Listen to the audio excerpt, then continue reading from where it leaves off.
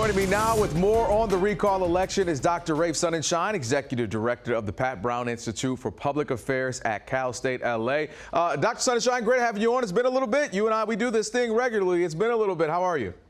Good to see you again. It's always fun to talk to you, Kelvin. All right. Let's get into it. This is why we have you here. The latest polls. What do they tell us right now? I know that it's going to be more favorable for Governor Gavin Newsom, but is there anything unexpected that we can see? Any unknowns leading into this election today?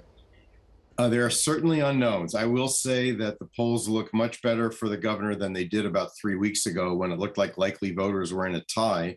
It looks like he's opened up a very big lead among likely voters and with the absentee ballots coming in. Two big unknowns. Nowadays, Republican voters are not comfortable with voting by mail, but they show up in large numbers on Election Day.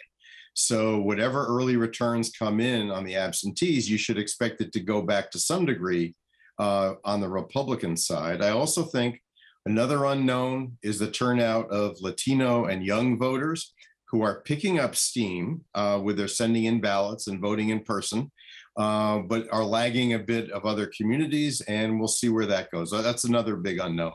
Yeah, we've been talking about that here at Spectrum News 1 for the last couple of days. It's just exactly what you just said there, especially with the Latino vote. Let's kind of broaden this thing out a little bit. Let's kind of get a bird's eye view of how this is one of the first big indicators of the country's direction when you're talking politically since President Biden has taken office. And we saw, speaking of, he was out here yesterday in support of Governor Gavin Newsom out here in Long Beach. So why are all eyes on California? Why is this such an important election, not just for us here in this state? Well, I think it's a really startling thing for the president to be out here campaigning in a state election. It's a sign that California's fate is tied up with the whole fate of the country. Next year is another in a string of consequential elections, the big midterm. And this is the first bit of evidence, one way or the other, about how the continuing referendum on Donald Trump and his movement that a lot of people call Trumpism, how is it going? That's just as big a referendum as the referendum on Joe Biden. And I think going into next year, in many ways, it's going to be Joe Biden versus Donald Trump, even though neither one will be on the ballot. And people are trying to see how the strategies of the parties are working out here. First sign for 2022. It's so interesting you said that because former President Trump, I mean, he's not really, it's not as if he's a governor somewhere or a mayor somewhere. He's kind of out of politics, if you will, yet he has such a grip on the Republican Party. It's going to be interesting to see how that happens, how that continues moving forward. I want to say some people say this. Look, I was driving and listening to some podcasts and they were saying, hey, some people feel this is a waste of time and money. A lot of people are feeling that this is why are we doing this? What's the point? But you feel the opposite, saying, hey, this is our democracy working. Right? This is when, hey, if people are saying they're not happy, they're displeased with the job in which someone is doing, in this case, Governor Newsom, this is how it's supposed to be? Is this what you're saying? Well, I believe in direct democracy, not just in California, but in other states. I believe in the recall. I believe we have a very badly designed recall. I think we have one of the worst designed ones in the country.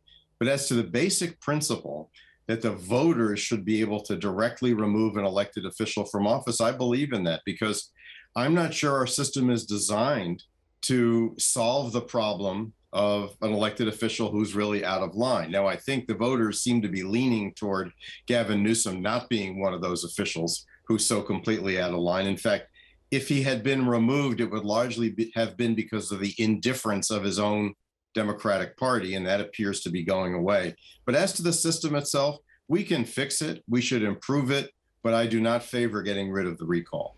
All right, I hear you there. It does need some tinkering around for sure. What's also going to be interesting, and may have to have you back soon about this, is Larry Elder already launching a website claiming voter fraud and just seeming like this is going to be the new thing. If you lose, before you lose, you say, hey, this is voter election fraud. It's happening all around the country. So maybe a 10-second response to you. Is this kind of the future? Hey, if I'm going to lose, I start doing that? Well, it appears to be a Republican strategy. I think it's going to drive down their own voter turnout, just as their attack on vote by mail has done. But I think it's going to make every single election now subject to kind of revision and discussion, even though there's not an ounce of evidence that there's anything wrong with the elections in California or in the other states. I think he made out new territory by calling it a fraud before the election actually happened. That's really carving out new territory, but maybe that's where we're heading. Maybe next year's election is already going to be called a fraud before it's even held. It just feels like a bunch of kids playing video games and they yank out the game. They pull it off right when they're going to lose. They hit reset. Now, I don't want to lose. That's what it's feeling like right now. Dr. Raphael Sonenshein, appreciate it. We'll have you on again. Thank you as always. Good to talk with you.